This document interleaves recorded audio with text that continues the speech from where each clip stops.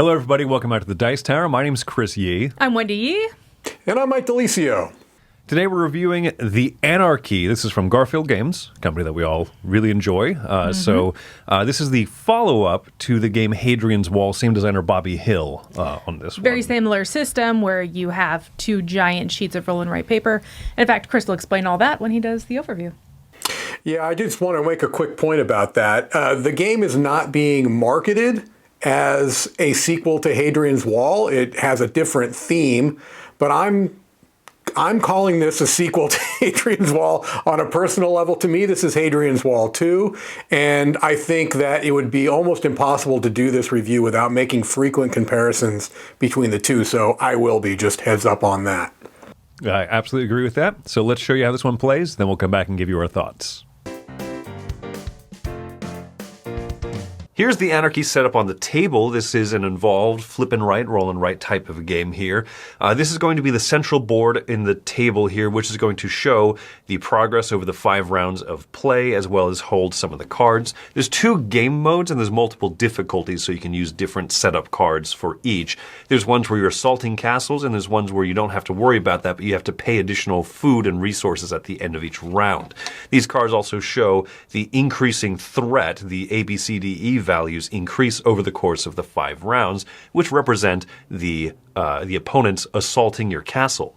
As you move down here to your personal player area, this is going to represent the assault. So at the start of the first round, you'll have cards in these slots, and in each subsequent round, 2nd through 5th, you'll have more cards revealed at the start, more different types of assaults that you'll have to deal with here. But at the end of the first round, just these. You're also going to have your own castle with the different types of defenses. The moat die goes up to 6 and can be placed in here. The gate die goes up to 6 and be placed here.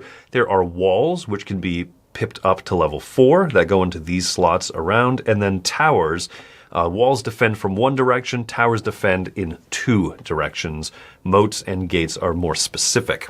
Now down here on your personal player sheets, you're going to have a left and a right sheet. This is going to be building up your defenses, so the income, gaining additional resources, and then your victory point tracks, which are kept track of in 4 different categories: bravery, loyalty, influence, and might.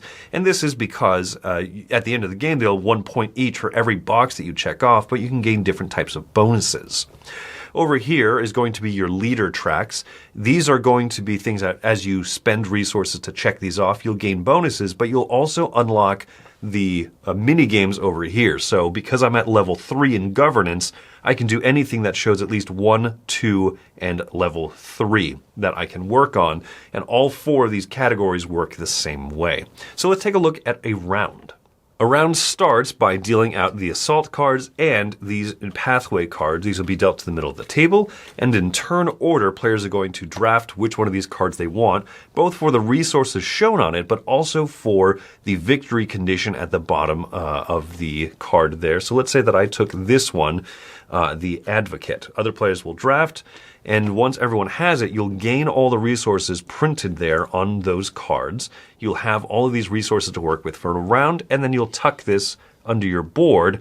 And at the end of the game, you have this reminder that I'm going to score 1, 2, or 3 points for the amount of discontent that I have at the end of the game. I want to keep that down low. Then you move to the production phase, where you gain every income shown in this gray box over here, and you can build up this income by doing different actions over the course of the game. Thirdly is going to be the action phase itself, and this is the bulk of each round. You're going to be spending all of these resources to tick off and check off different boxes. Why? So that they unlock new things that you can work towards, and as you do so, you're going to be gaining bonuses of more resources. Bread you'll have to pay at the end of each round, for example, or more wood so that you can spend a combination of workers and wood to build up towers. And as you build those up, you'll also be getting more of these patron resources. And as you spend patrons, you can move up on the leadership track. The leaders will give you more resources and more workers to be able to play around with. And then you'll be able to go through the mini games. These things will increase your resources as well as your income production. These up here are going to build up your defenses for the different cards that you'll have to be worrying about. And then over here on the right side, the leadership tracks, as I mentioned, unlock mini games. So let's talk about the mini games. Governance is going to allow you to gain these different types of buildings, which can give you more monetary income, as well as spies. Spies can be used in later rounds when you are going to be dealt face-down assault cards. You can use spies to flip them over and to see the direction, because you don't know exactly where this assault is going to come from, so you can peek at it and see the values of it. Over here in Warcraft, you can unlock new types of warfare if you're going to try to attack the castles, if you're playing with that variation. You can also unlock different bonuses, muster tokens that allow you to defend your castle better. And when you come down to Warship, you can build up these chapels, which will give you lots of victory points and resources, but also unlock these mini-games. So let's say the St. Valentine's Festival, if you're playing this mini-game, this symbol here always shows that you're going to flip over a number of cards, in this case 2 cards. I'm going to flip over a left and a right one for this mini-game, and you see that the left symbol represents a female patron participant in the festival here. And so when you I cross off the number 2 and then the number 4 on the male side. And once you complete one of these, you'll then get the next box shown underneath it, giving you victory points, income, immediate resources that you'll need. Over here, the Knight's Training minigame, you're going to flip over cards and you're looking for different symbols at the top of those. Unfortunately, these are the same symbol, but if you reveal different ones, then you're going to be able to gain bonuses. Over here in the tournaments, you're going to be playing a little mini game where you're trying to have shields defend swords and then have your attacks go through. The brew house is going to deal with these water and hops and fermentation symbols here to gain beer, which will make your soldiers stronger when defending. In the Michaelman's area, you're going to look at these numbers over here to try to make different areas equal. The sums shown over here to gain more resources and contentment, and the Llamas flags are going to show these different colored flags on the bottom so that you try to surround the symbols on both sides, and then you gain those bonuses. After players have spent all the resources, they will simultaneously resolve attacks against their castle. Players are going to resolve the attack cards from right to left, and these are going to show the direction of different attacks and at what strength. So a C from the top and a B from the bottom. In this first round, B's and C's happen to be at 1 strength each. In this case, towers and spears will defend from the south, so because I have a 1 strength tower down here, I have covered this part of the attack. I do not have any towers nor spears to defend in the top, so my soldiers here of the different colors can block for 1 defense or for 2 defense. If it's standing up, then you can knock it down for 1 and then remove it for the other. So in this case, I have to remove one of these soldiers from my board here, and I have now completed this card. I move on to the next one, showing that I have walls and stones that I can use to defend against 2 strength attacks from the right and from the top. So I have 1 wall and I have 1 hit point there, and from the top here I have 2 points of defense, so I've protected against this card. The more survivors you have, for every 3 strength surviving, you get a little bonus for the next round. But more importantly, you'll gain bonus points as you defend your castle, and you'll avoid discontent, which your people will be angry if you don't protect it. At the end of the round, you'll follow these steps down here where you can earn additional bravery if you're able to defend against stronger cards. You'll gain additional loyalty as you defended your castle more, and you might earn bonuses as you gain these points here. You might gain discontent if you're not able to protect against the different raids, and through other means as well. But if you gain heart symbols, then you can cross off discontent, and you can avoid having that negative for the end of the game. At the end of the game, you're going to count up how many points you gained in the 4 different categories. So in this case, 12 points in bravery, 9 in loyalty, so on and so forth. You're going to sum up how well you did with your different pathway cards here at the top. And then you will lose points for the amount of discontent you have not filled in with joy. So in this case, 3 discontent is going to lead to negative 4 points. You sum that up, and whoever has the most points is the winner of the Anarchy.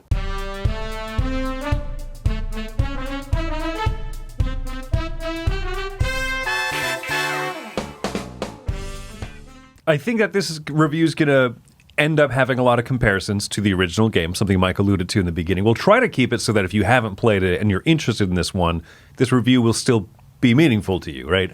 There's a lot of positives and some negatives to discuss with this one, but I think inevitably it will be compared. So really quick, why don't we just take a quick temperature check?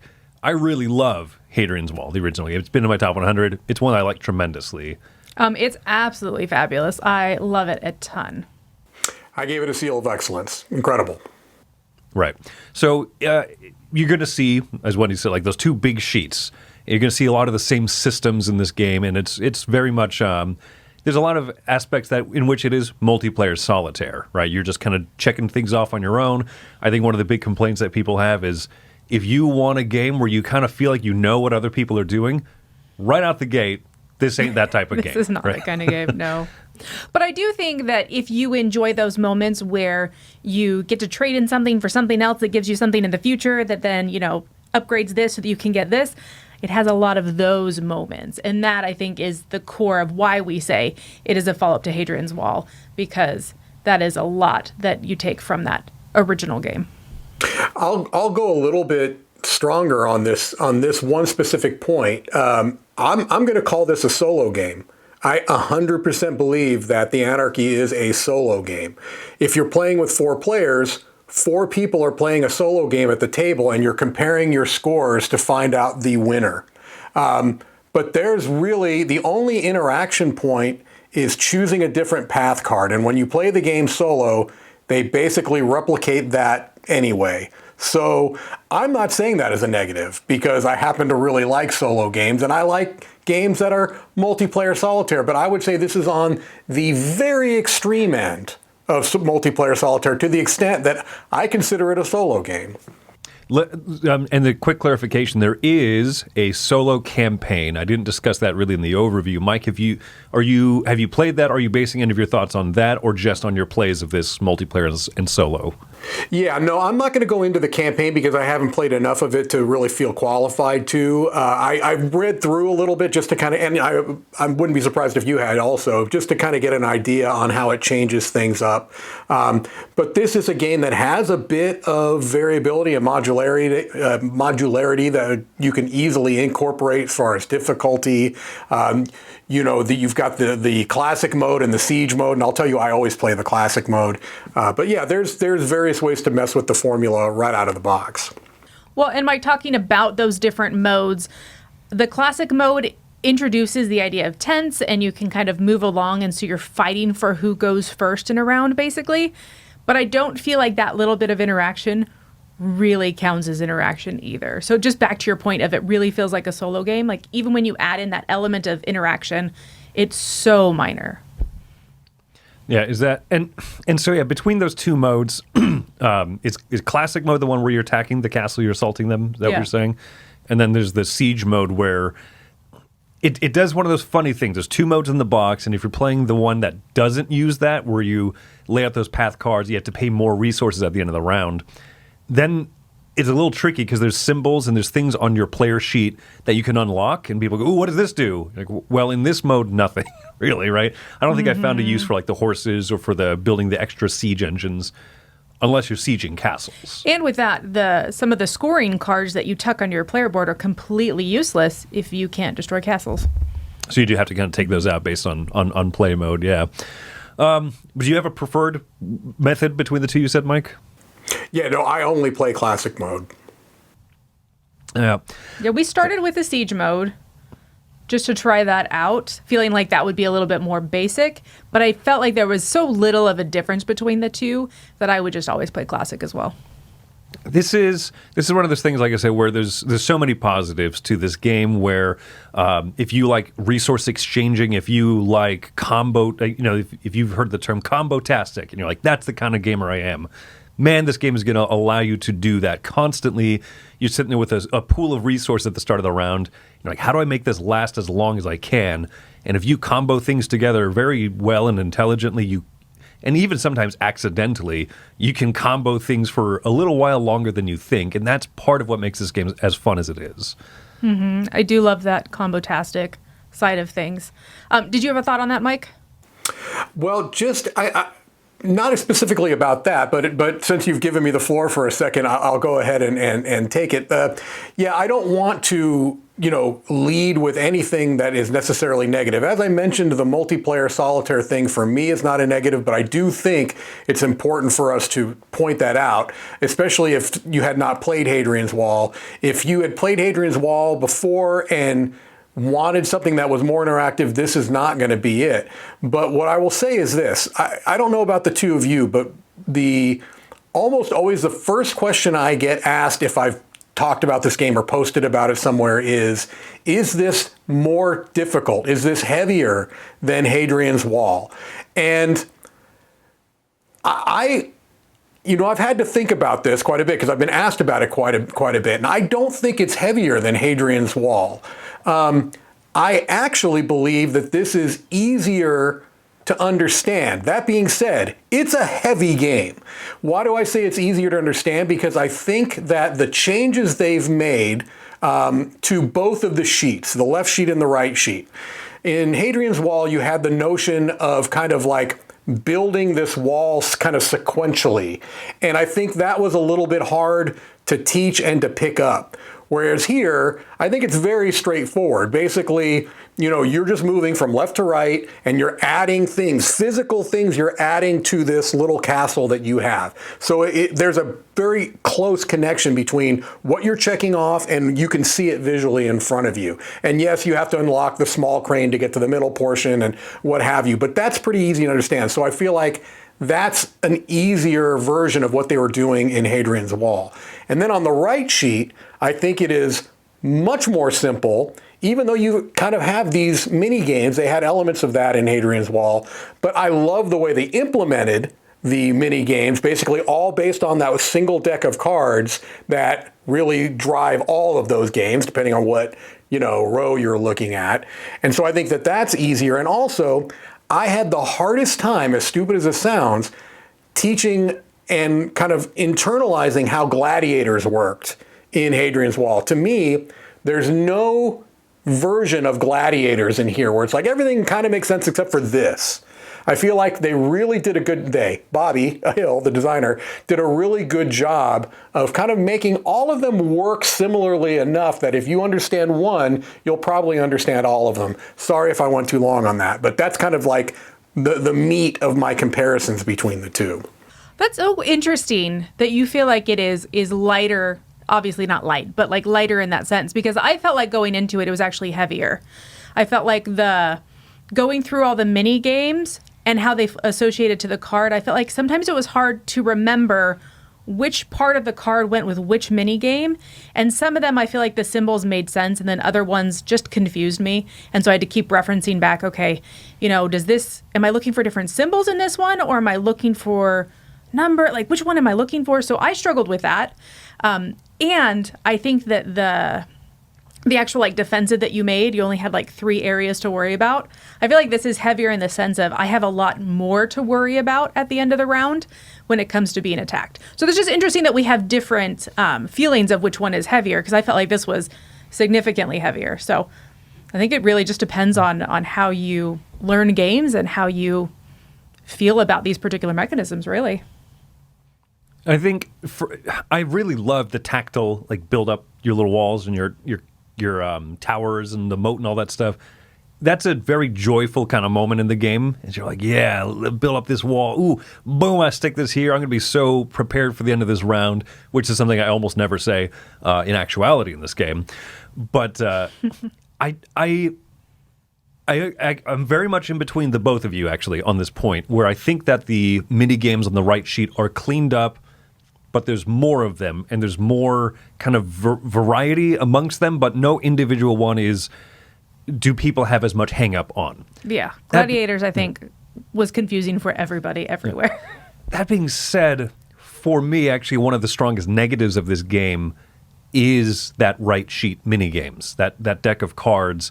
I really appreciate what's going on, but I found myself actually frustrated fairly often by the card reveal, because amongst that deck, things are distributed fairly evenly, but when you jump from one minigame to the next, you might reveal 2 purple flags in a row, and the little flag banner part at the bottom, and go, I absolutely did not need purple. In fact, I've previously filled in all the purple flags, and I just spent these resources to flip over 2 more cards. They're both purple. I just lose out on that turn, on that part of this mini game. And I found that happening a decent amount actually across all the mini games.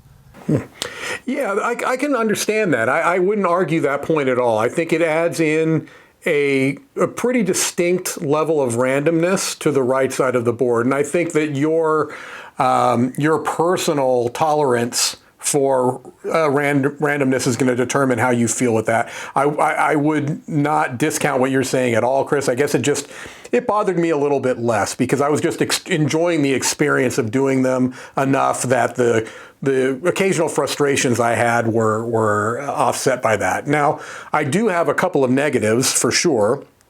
Number one is that, much like Hadrian's Wall, the game runs very long. There's just no two ways about it.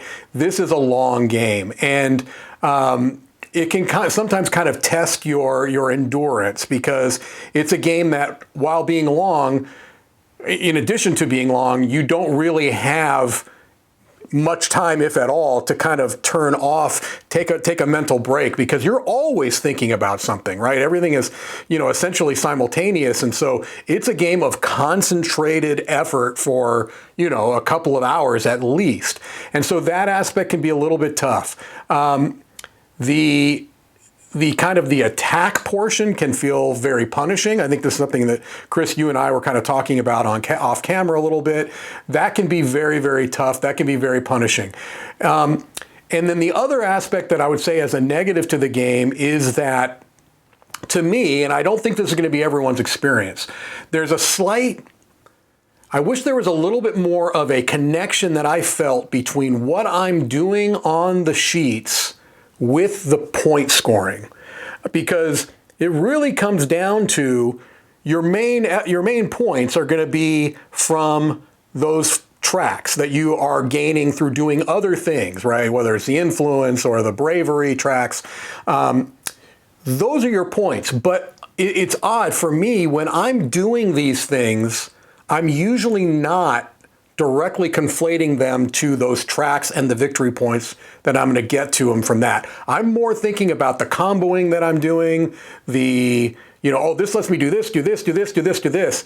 In all of those mental permutations, very rarely am I thinking about, let me make sure that I'm distributing these on these tracks so that I'm getting the most amount of points. And so, to me, there's a little bit of a disconnect between what I'm doing and the points I'm scoring. So those are my negatives. Okay, I definitely can second quite a few of those negatives. For me, the punishing aspect of this game is a huge negative. And like we had said before, I'm a massive fan of Hadrian's Wall. But as you lay out those cards at the top of your row and as you get sieged and attacked, it is just so intense that I feel like I can't sit and pay attention to points and pay attention to other tracks. And honestly, I don't get to enjoy the mini games as much as I'd like to, because I'm so focused in on, I have to build walls, I have to build covers, I have to build siege engines, all this stuff just to protect myself. And so I feel like I spend more time in this game trying to not get negative points than to get positive points. And maybe I'm just really, really bad at it, but I've played this a few times. And the last time I played, I had a sum total of 10 points after I got rid of all of my negatives. And I just feel like I worked so hard and I had so much cool, I traded this for that and I did all this stuff, but the mini games were super random. And then the cards that you can't see can be random. I got hit once by 2 of the super strong cards that require covers. So no men, no walls, no towers, no moat, nothing except for covers can benefit you. And I had 9 covers and I needed 10. And so I still failed the card, even though I had super upgraded. So I think the punishing for me is just sadly such a negative, because I enjoy so much else that's going on in the game, but I don't feel like I can really appreciate all of that because I'm so focused and stressed about preventing those attacks from happening. I'll say it this way. The game that Wendy ended with 10 points, I ended with 15. I was just huffing and puffing at the end of it. It was the first time we stepped up the difficulty. And so we played on standard mode. We didn't play on hard. That was just standard. Yeah, we went from easy to, we were like, we played this a few times. Cool, let's try stepping it up. So, I mean, what that means is for you who are going to love this game and latch onto it and want to play it over and over and over again, it's going to ramp up for you and it's not going to feel samey. As for me and my house, we shall play on easy because holy smokes, right? And even while playing on easier mode, you can sometimes feel unlucky by the reveal of those siege cards coming at you because you're like, I haven't built up moat at all. And now it's the 5th round and the first moat card comes out. And I don't really have time to kind of build up that defense this late in the game. And so it's odd that there's so many different avenues of defense and attack. And it feels, for me, unfun when I've built up something strong early in the game and then you never see towers come up again. Or you've not built up moat and then all of a sudden you have 5 moat cards in front of you and you go, I'm not going to be able to do enough on this, right? I didn't get spies, so I can't peek at cards because I was focused on other little mini games and stuff. It can feel very difficult. And I understand that, once again, I'm a dummy and playing this on easy. And so, as you get good at this game, you'll be able to work past that. But I don't know that I enjoyed the punishing nature of it enough to want to get that good at it. Now, as a positive, excuse me, I do feel like the defensive side of things is very, very thematically tied in. And so if you are one of those gamers that you're okay with a brutal game that's a little bit harder to do because you love the thematic tie-in, I think it's all there. Like, it all fits in with the rules. I find it to be fiddly that I can't build up one wall 4 stories high while the walls next to it are only at level 1. But I understand thematically how that works. I understand that, if I don't know, what is the giant trebuchet thing that like lobs the rocks in? Mm-hmm. Like, I understand that a little dude with a sword is not going to be able to defend that. And as much as I dislike how that like mechanically is in the game, it is extremely thematic. And so if that's something that you find to be a positive, then I think that can be an absolutely great positive because it makes the rules make sense. So we said a lot of things here. Any last thoughts before we jump into like final thoughts and scoring? No, let's do it. Okay. I'm going to go first because I have a suspicion I might be lowest on these thoughts. I've mentioned a lot of my negatives, the randomness, the punishingness, the punishing nature that also is tied to random elements, right? With the various types of siege that can be, waylaid upon you. I really have a lot of fun with so much of this. And then that very procedural attack phase, it bothers me to the point where, and to be fair, there is another game, the Hadrian's Wall exists, that I don't feel has as quite as strong the random elements. So for me, I'm giving the Anarchy a 6. As much fun as I have with it, almost all of the fun parts in it are found in Hadrian's Wall. So I was very positive about the things that are great about that. I don't want to sound like I'm completely negative on it, but it has enough hang-ups for me that I don't know how often I'll come back to this. And then the other problem with that is if it's a game that you're going to come back to sporadically, then it's going to feel punishing all over again. So that's kind of where I sit with it. I like it. I don't love it. So it's a 6 for me. Okay, I'm going to come in actually at the exact same level as you. So I'm going to come in at a 6. And to me, what a 6 is this game is something that I would play if someone really wanted to play it. But I'm never going to go out of my way to play it again myself. And I think that that's where this is at. And it is because when you add in the randomness of the mini games and you add in the random elements of the cards and just that very punishing nature of having a lot of different types of defenses that you have to build up and not being able to do it all. I think adding those both together just makes it so that I can't appreciate what is already there. And so, like Chris said, Hadrian's Wall exists in this world. This is, I can't review this in a complete vacuum. I'd rather just play that other game, and I would recommend to new players to play that game instead if they're interested in this heavy roll and write atmosphere. So I think it's a 6 for me. I just can't quite give that seal a recommendation.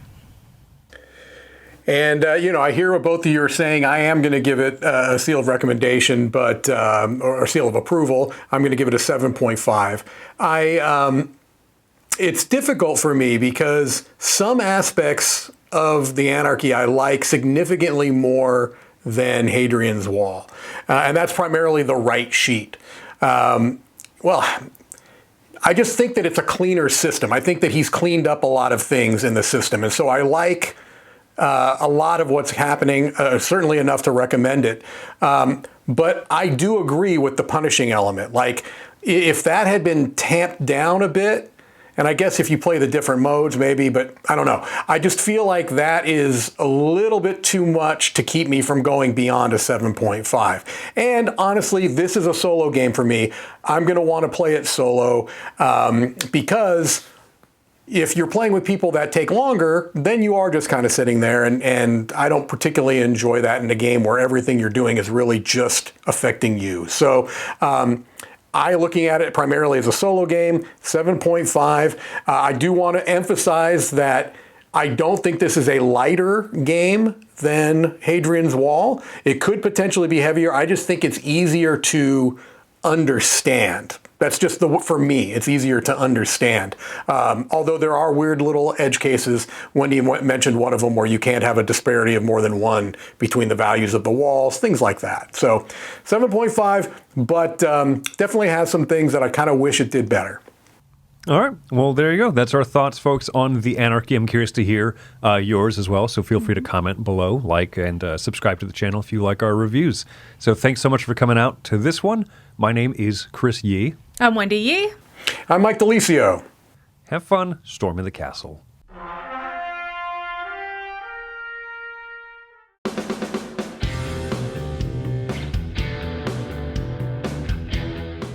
Hey everybody, thanks for watching this video. If you liked this review or whatever you just watched, wasn't it amazing? Check out our channel, Dice Tower. We have all kinds of things. We review games, we do top 10s, we play games live. It's all about board games, but especially the people who play them. Check out Dice Tower YouTube channel.